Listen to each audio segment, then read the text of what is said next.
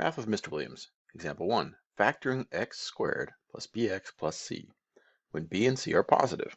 So in this example, we're going to factor x squared plus 10x plus 16.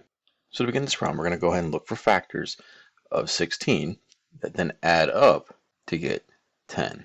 All right, so let's go ahead and break this apart now. So the factors of 16 would be 1 times 16, and then we have 2 times 8, and 4 times 4. So the sum of those factors would be 1 plus 16 is 17, 2 plus 8 would be 10, and 4 plus 4 is 8. And the one we're looking for is 2 times 8, because when we add those up, we get 10. So that means our factor form would turn into x plus 2 and x plus 8. Now to check that, we have two different methods.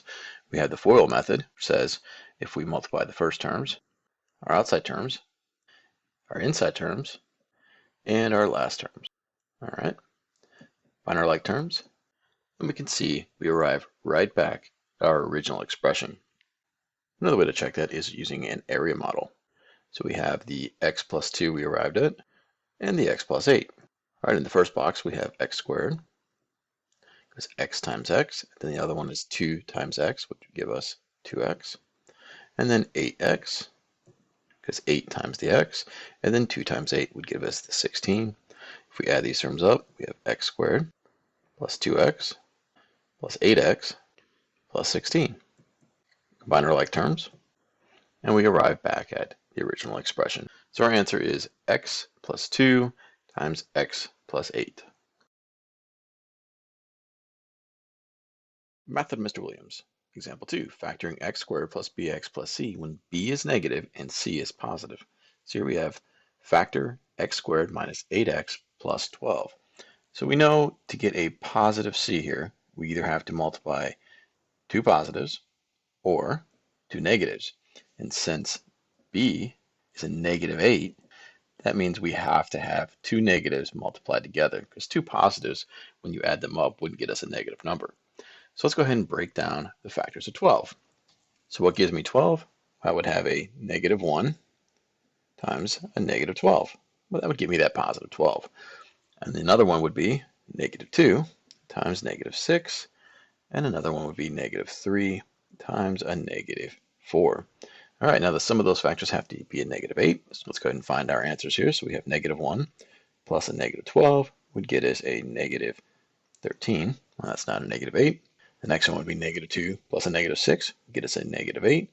And negative 3 plus a negative 4 would get us a negative 7. Okay, so we found our 2 as they add up to a negative 8. So let's go ahead and break that down now. So we have x minus 2 and x minus 6. Let's go ahead and use our area model to check it. So we have x minus 2 and x minus 6. All right, so let's go ahead and multiply the first box. We have x times x. We arrive at x squared.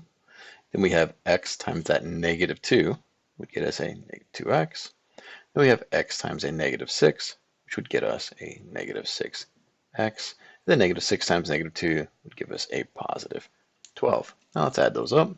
X squared minus 2x minus 6x plus that 12. All right, let's combine our like terms. So we have x squared minus 8x plus 12. All right, and we do arrive right back at the original expression. So our answer would be x minus 2 times x minus 6.